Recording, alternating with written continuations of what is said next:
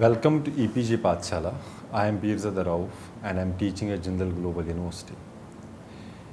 In the last lecture, we dealt with issues related to energy crisis in geopolitics. Now we have the second part of it as it's an important topic. The content will be understanding the geopolitics of renewable energy, geopolitics of minerals for renewable energy, and also their future implications. And what can we expect as learning outcomes? It would be appreciate the shift to the renewable energy but to analyze the growing geopolitical disputes over the resources. Also explain the geopolitics of minerals in connection to the renewable energy resources and the criticism of commodification in the most of the natural things. The keywords we are dealing with would be grey literature, the sheikhs versus the shale standoff, and digital disruption. In understanding the geopolitics of renewable resources, we have the geopolitics of renewable energy that has received relatively little attention, especially when considering the far-reaching consequences of a global shift to renewable energy.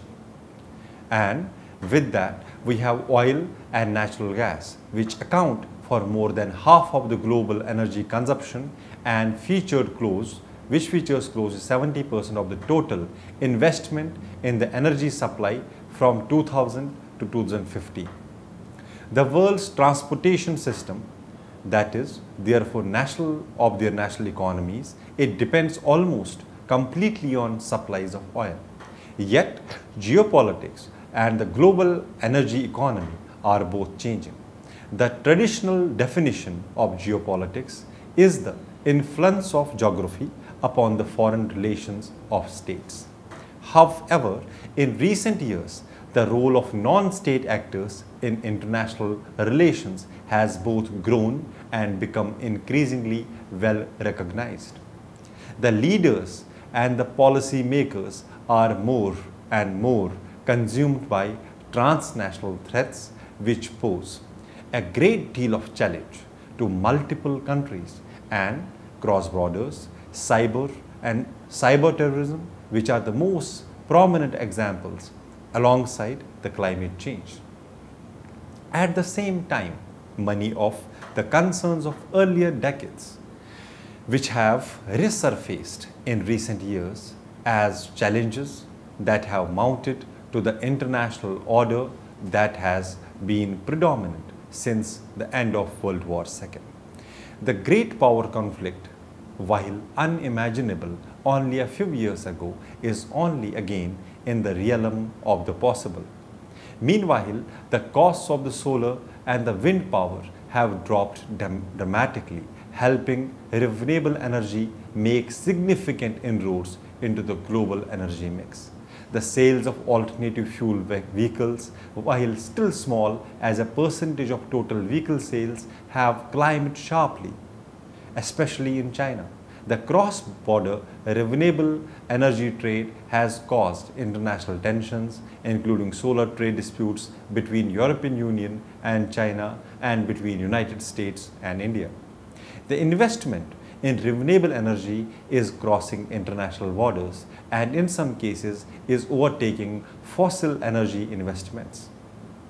The non-energy companies are investing in major renewable energy projects across the globe, such as Google's investment in the Lake Turkana wild power project in Kenya, Africa's biggest wind farm and the largest single private investment in Kenya's history when completed.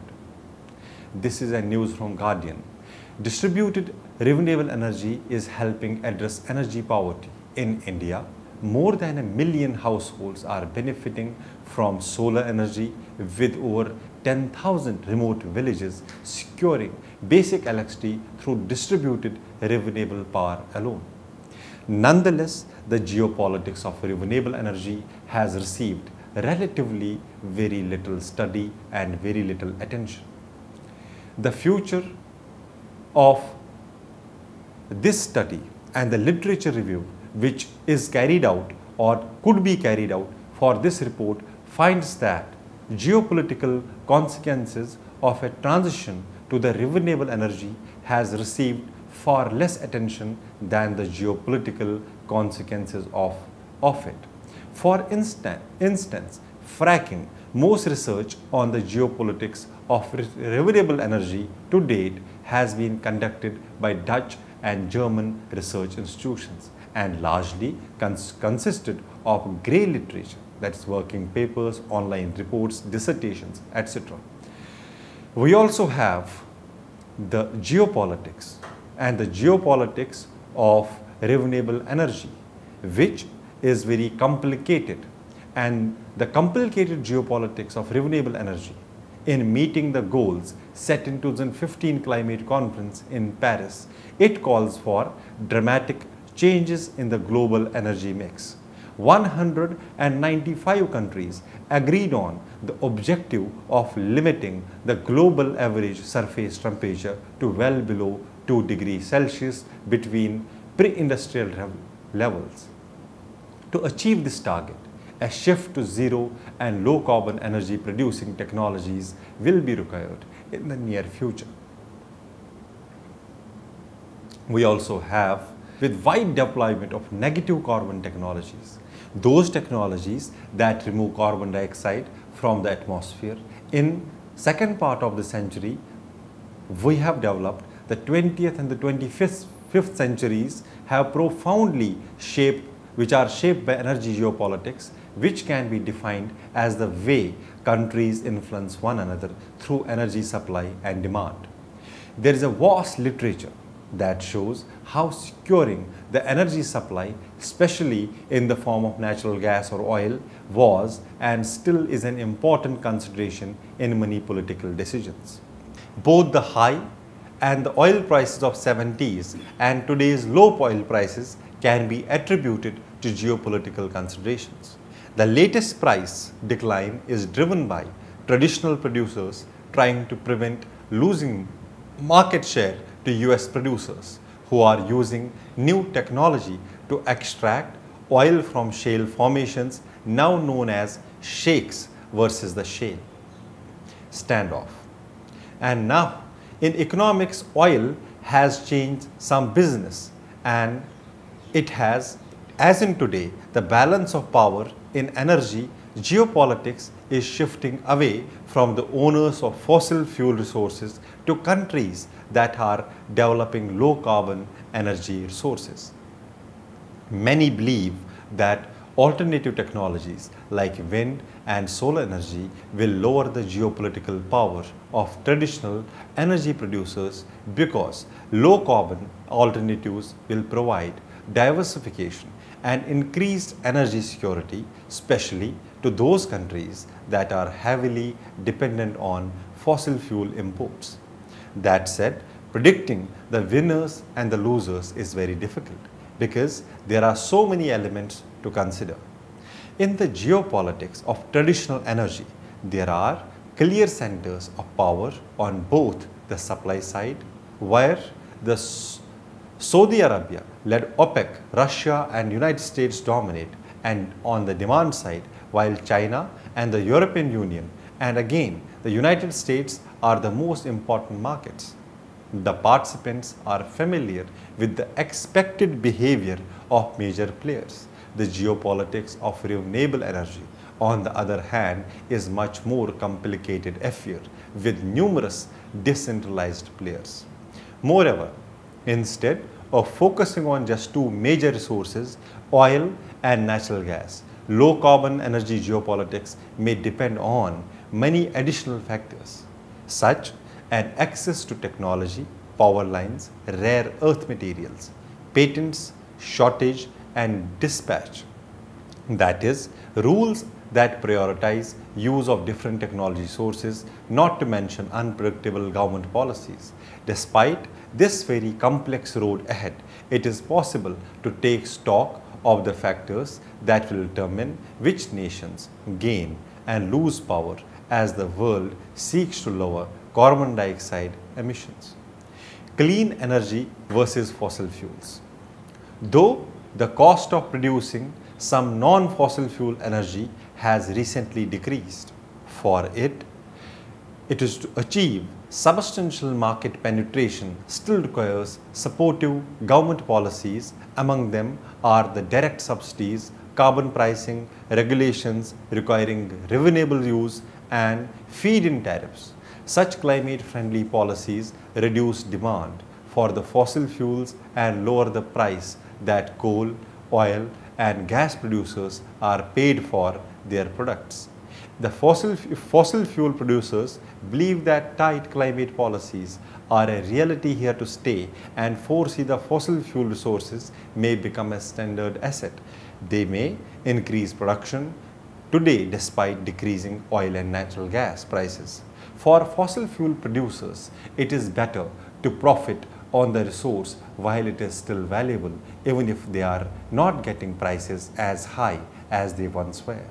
If the increase of production and lower prices to make these gains while they can, it would make development of wind and solar power more challenging, as these renewable technologies would find it even harder to compete. The stringency and timing of climate policy will affect the balance of geopolitical power between fossil fuel and non-fossil fuel energy producers.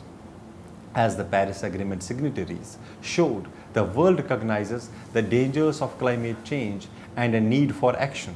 At the same time, it is clear that the pledge country makes and submits under the Paris Agreement or submitted under the Paris Agreement, which declare how much and by when will they cut emissions, and not to the sufficient for the stated goal of limiting the increase in temperature to below 2 degrees Celsius. MIT General Program 2015. Many pledges are contingent on financial support and technology transfer that may or may not materialize. Therefore, it is not clear how large the differences might be between the countries pledged and what they actually do. In addition, the Paris Agreement relies on goodwill and therefore are not penalties for common compliance. Even if the agreement is fully implemented, the world energy system would still mostly rely on fossil fuels in 2030, the date for which most of the current targets are specified. As a result, neither fossil fuel nor non-fossil fuel energy producers have much certainty about the direction of the future of the government policies and whether they are likely to see penalties or support. Regardless of the uncertainty, major energy consumers like China, the European Union, and the United States, which are rapidly developing their non-fossil fuel energy sources. For example, the United States increased the share of solar energy from 0.5% to the total power generation in 2005 to 5% in 2015. And by the end of 2015, China had become the country with the largest installed capacity for both wind power 145 GHz and solar power 45 GHz. This trend will reduce the geopolitical power of traditional fossil fuel suppliers like the Middle East and Russia and increase the technological advantage of major players in renewable energy sector like China, Germany, United States and Japan. There is shifting trend in the future of geopolitics wherein the country with the largest deposit of renewable resources of energy would emerge as a global power. Recently, the world has experienced the crunch of large-scale decline in energy supply through non-renewable means. This has distorted the global power equation and an increasing trend of shifting the power towards country with renewable stock of energy, which has been observed. The emergence of developed economic power while simultaneously having higher HDI, that is Human Development Index, in the form of Scandinavian countries. We, in the third part, will deal with geopolitics of minerals for renewable energy. Motivated by the concerns about climate change, the depletion of fossil fuel reserves, economic competitiveness and innovation, governments around the world have set ambitious targets for renewable energy.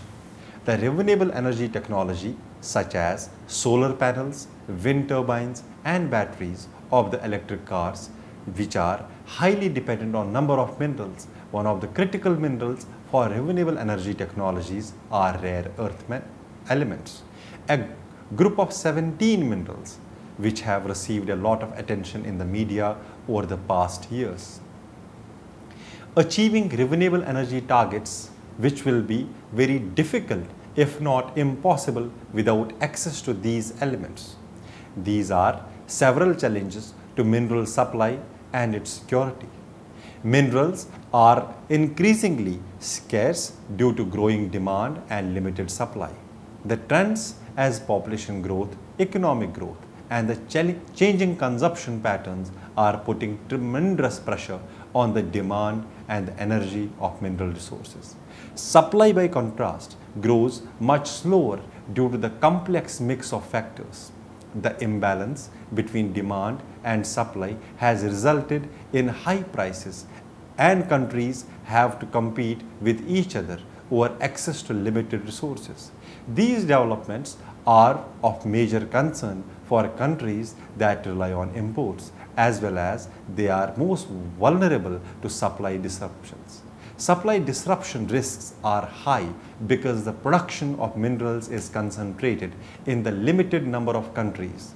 China, for example, produces 97% of rare earth elements and is also a major producer of other minerals. This monopoly gives the country a political leverage over other states. Import-dependent states have formulated policy responses aimed at securing a stable and affordable supply of minerals. Producing countries have also become more active in formulating mineral policy as that they want to benefit from high prices. This has resulted in trend towards government interference, mercantilism and protectionism. The increased role of governments and state-owned enterprises is also related to the rise of state capitalism. Trends in mineral policy have both positive and negative implications for the balance of conflict and cooperation in international relations. The risk of international tension, however, is increased by the transition to a multipolar world in which countries are focusing more on their national interests and international relations, which are becoming more uncertain and unstable. The key minerals which are important are: one way to produce energy from solar rays is to use thin films of photovoltaic cells. To create these thin films, we need a range of minerals that are used like beryllium, tin, indium, hafnium, gallium, other minerals which are silver, cadmium and selenium. The permanent magnets for the electric generators found in wind turbines require rare earth elements, dysprosium and neodymium. Nickel and molybdenum are also used for wind power technology. In the rechargeable batteries of electric vehicles, one can find lithium and tungsten. Platinum is also used as anti-pollution devices and vehicles.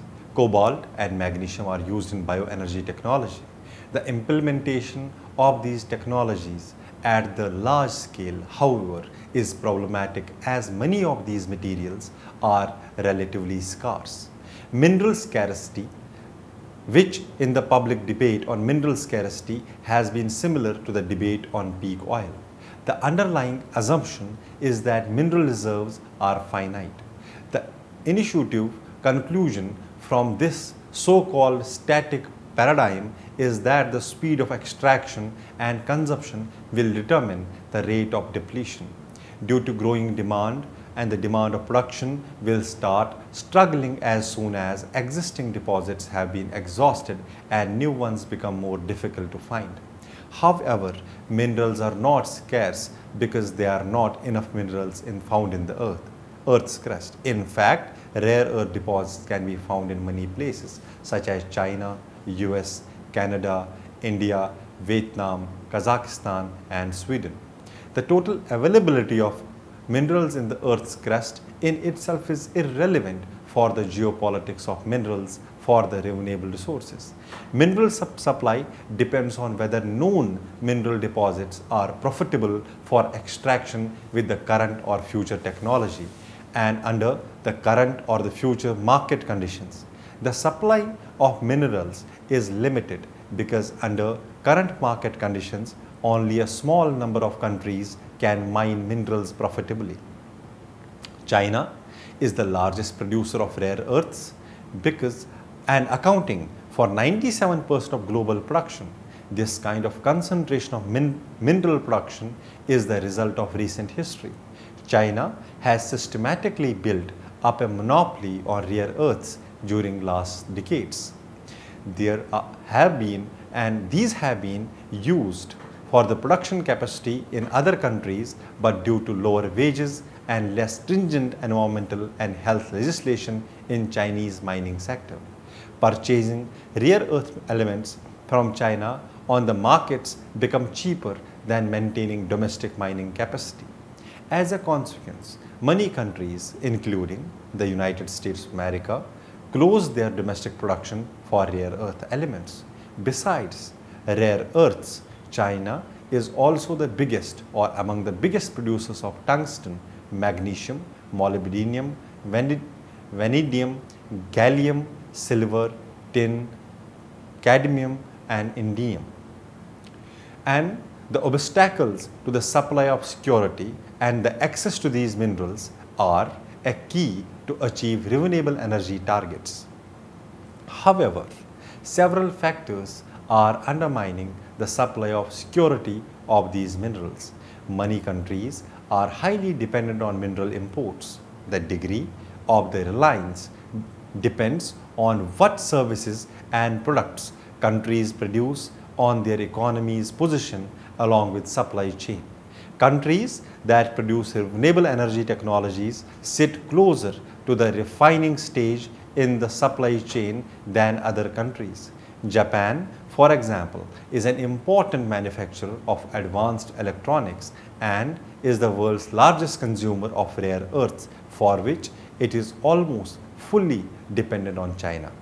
The European Union has also only very limited mining capacity. There is a domestic mining capacity for some metals in Austria, tungsten, Finland, Greece for bauxite and nickel, Ireland, zinc and lead, Norway, titanium, Poland, copper and silver, Portugal, tungsten, Spain, gold, Sweden, gold and lead. For other metals such as rare earths and the group metals, it relies almost entirely on imports. We have, as a consequence, the European Union, which has classified several raw materials as critical. In the recent report, Critical Raw Materials for European Union in 2010 suggested that an ad hoc working group on defining critical raw material and the European Commission, the following minerals have been identified as critical at EU level: antimony, indium, beryllium, magnesium, cobalt, platinum group of metals, gallium, rare earths, germanium, tantalum, graphite and tungsten. The criticality of these materials was based on the economic importance of the material, its risk factor and the supply risk, environmental measures which may restrain access to deposits or the supply, and the potential for substitution. In the next part, we'll be dealing with future implications. The geopolitical world is experiencing an emerging three-trend model in the energy sector, which is the transition towards more renewable energy and diversified supplies, which has created opportunities and challenges for the security of the global energy infrastructure. As renewables are now part of the energy portfolio and are rapidly gaining market share, they bring along benefits such as energy mix diversification with distributed generation growing at a fast pace worldwide and its installed capacity expected to more than double in the next decade. The digital disruption, which is also creating new opportunities, but also the threats. technology which creates grids but also invites cyber attack. The increasing interconnectivity and the proximity of the energy systems means that conflicts can have ripple effects on energy markets and prices. The global ineffective measures to handle cyber crimes have resulted in expectation of a cyber war. Third, the rebalancing of energy supply and demand is leading to a new global energy security order. Recent drops in oil prices have led to significant shift in wealth from net oil exports to oil importers. At the same time, the development of unconventional sources of oil and gas, as well as the recent economic slowdown in emerging markets such as China, India, have contributed to a price adjustment against the backdrop of a general shift in energy supply. The future of renewable energy source will be more centric to the trend in global capitalism. The world will soon witness the energy in use value of air, water, soil into exchange value and still further into the power value. The shifting of energy from the same old means of production might turn the world into a desert unfit for human civilization. This might be the last mode of production ever known to human beings. In the summary of this module, we learned that geopolitics and the global energy economy are both changing. The traditional definition of geopolitics is the influence of geography upon foreign relations of the states. Here we saw there is a shifting trend in the future of geopolitics, wherein the country with the largest deposits of renewable resources of energy would emerge as global power. The shifting to which energy of this energy form with the same old means of production might turn the world into a desert unfit for human civilization. Thank you very much.